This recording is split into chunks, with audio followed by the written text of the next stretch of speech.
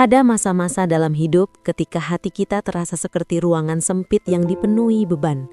Pikiran berlari kemana-mana, tubuh tetap bergerak, tetapi jiwa terasa tertahan. Ketakutan akan masa depan, kekhawatiran tentang hari ini, dan penyesalan atas masa lalu bertemu dalam satu titik, lalu menekan dari segala arah. Dalam kondisi seperti ini, kita sering merasa sendirian, seolah-olah semua harus kita tanggung sendiri. Namun, firman Tuhan melalui Ibrani pasal 4 ayat 16 menghadirkan undangan yang lembut sekaligus radikal. Di tengah dunia yang mengajarkan kita untuk kuat sendiri, ayat ini justru mengajak kita untuk datang. Bukan datang dengan pencapaian, bukan datang dengan jawaban, melainkan datang dengan keberanian yang lahir dari kepercayaan. Kita diundang menghampiri tahta kasih karunia. Bukan tahta penghakiman, bukan kursi evaluasi, melainkan tahta di mana kasih karunia berdiam. Ayat ini bukan sekedar penghiburan rohani, ia adalah jalan keluar. Ia adalah arah ketika kita tidak tahu harus melangkah kemana. Ia adalah napas ketika dada terasa sesak. Ketika kita mendengar kata tahta, yang terlintas seringkali adalah kekuasaan, jarak, dan otoritas yang menakutkan. Tahta biasanya milik raja, dan raja tidak mudah didekati. Namun Alkitab membalik gambaran itu. Tahta Allah, melalui Kristus, disebut sebagai tahta kasih karunia. Ini berarti pusat pemerintahan Allah bukan didorong oleh murka, melainkan oleh kasih. Bukan oleh tuntutan, melainkan oleh pemberian.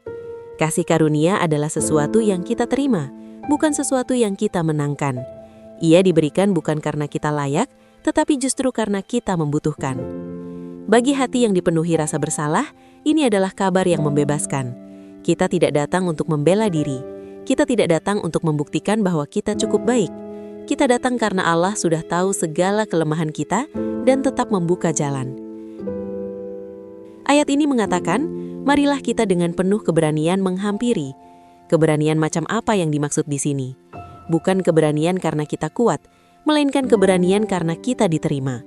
Ini adalah keberanian seorang anak yang tahu bahwa ia boleh pulang, bahkan ketika ia membawa beban.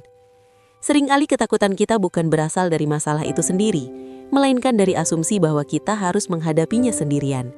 Kita takut gagal, takut ditolak, takut tidak cukup.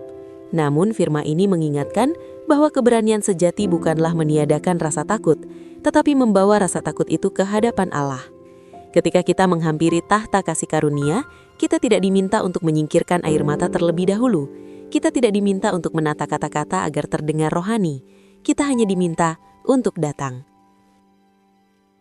Firman ini menyebut dua hal yang akan kita terima, yaitu rahmat dan kasih karunia. Rahmat berbicara tentang belas kasih Allah terhadap kondisi kita. Kasih karunia berbicara tentang pertolongan aktif Allah di dalam hidup kita.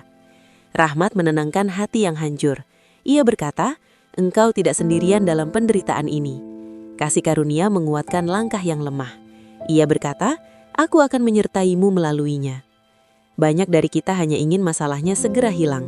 Namun seringkali Tuhan terlebih dahulu memulihkan hati kita. Karena hati yang dipenuhi damai, mampu berjalan bahkan di tengah badai. Dan itulah yang dijanjikan di sini, pertolongan yang tepat pada waktunya. Kalimat terakhir ayat ini sangat penting. Pertolongan diberikan pada waktunya. Ini berarti pertolongan Tuhan tidak pernah terlambat, meskipun seringkali tidak sesuai jadwal kita. Dalam masa penantian, ketakutan mudah bertumbuh. Kita mulai bertanya, mengapa belum? Apakah Tuhan mendengar? Namun, ayat ini mengundang kita untuk mempercayai waktu Tuhan. Bukan karena kita mengerti seluruh rencananya, tetapi karena kita mengenal hatinya. Tahta kasih karunia adalah jaminan bahwa Allah tidak sedang menunda karena Ia acuh, melainkan karena Ia bekerja lebih dalam daripada yang bisa kita lihat. Menghampiri tahta kasih karunia bukanlah tindakan sekali seumur hidup. Ia adalah kebiasaan rohani. Setiap kali hati kita sesak, kita diingatkan bahwa ada tempat untuk bernapas. Setiap kali pikiran kita bising, ada ruang untuk diam. Ketika kita belajar datang kepada Tuhan, ketakutan tidak lagi memegang kendali penuh. Kekhawatiran tidak lagi menjadi suara utama. Kita mungkin masih menghadapi masalah yang sama, tetapi kita tidak lagi menghadapinya dengan hati yang sama. Damai yang lahir dari hadirat Allah bukanlah damai karena segalanya baik-baik saja, melainkan damai karena kita tahu kepada siapa kita datang. Ibrani pasal 4 ayat 16 mengajarkan satu gerakan sederhana namun menentukan, yaitu datang. Bukan lari dari Tuhan karena rasa malu, bukan bersembunyi karena takut, tetapi datang apa adanya. Di sanalah ketakutan mulai kehilangan cengkramannya. Di sanalah kekhawatiran mulai melemah. Di sanalah hati yang sesak menemukan ruang. Tahta kasih karunia masih terbuka hari ini, dan undangan itu masih sama. Marilah kita menghampiri. Terima kasih sudah menonton. Jika video ini berarti, silakan like, tinggalkan komentar, bagikan, dan subscribe. Kiranya damai Tuhan selalu menyertai langkah kita. Sampai jumpa di video selanjutnya.